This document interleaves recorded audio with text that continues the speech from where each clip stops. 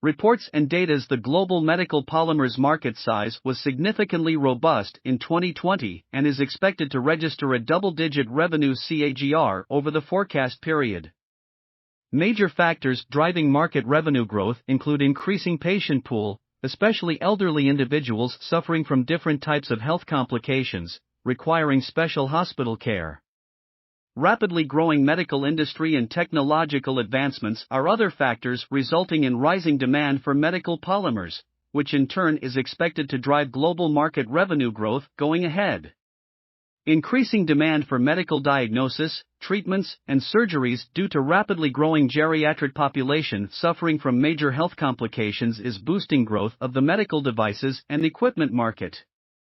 Increasing cardiovascular diseases, diabetes, hypertension, arthritis, etc., and other diseases which require continuous medical attention, coupled with increasing developments in medical treatments.